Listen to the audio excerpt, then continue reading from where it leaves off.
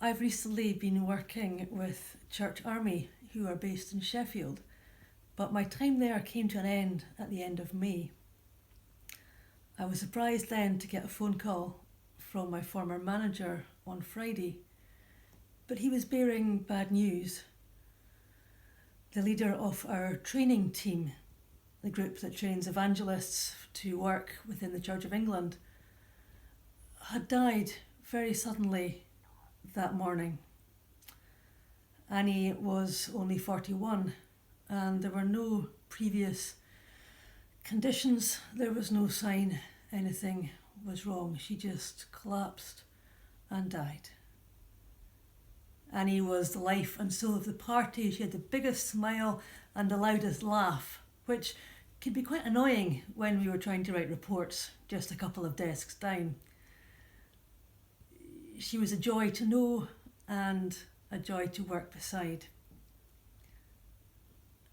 With us all working from home at this time, it's difficult to realise that she is gone, and yet she is with her Heavenly Father. Annie wrote a blog for the Church Army website, which is just beautiful and reflects on the movement of God.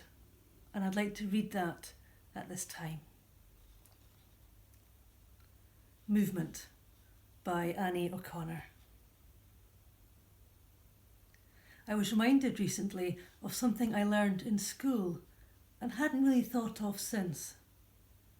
That movement is one of the 7 processes essential to all living things. It's a sign of being alive. Without movement, there is no life. I just walked up a great big hill in North Wales, and as I paused to admire the view, i.e. sit down and pant a bit, it struck me that such beautiful views come only after a steep climb, and indeed come only because of movement. It would have been easier not to move that day. I was 4 days into a 134-mile sponsored walk, and I was a bit tired and achy. Sitting still and doing nothing seemed quite appealing, but not going uphill, not moving, would have meant not reaching my destination and not experiencing the beauty waiting there for me. So I kept moving. And as I walked that day, I began to think about movement. What does it mean to move? I thought about other words and ideas that describe some aspect of this word, movement. Words and ideas like motion, life, activity, change, openness, improvement, energy, growth, wondering, wandering, transformation, rhythm, flexibility. I thought about the things in my backpack that I didn't really need for the journey, that were weighing me down and restricting movement.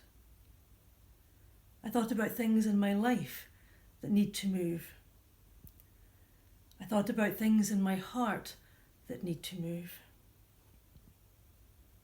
I thought about things in our country and in our world that need to move. Writing this now, I'm reminded of something I used to teach my philosophy students before I moved to Church Army. That God is the prime mover, that all movement can be traced back to God, because without an initial mover, nothing would move at all. Without God, there is no life, no movement, no change.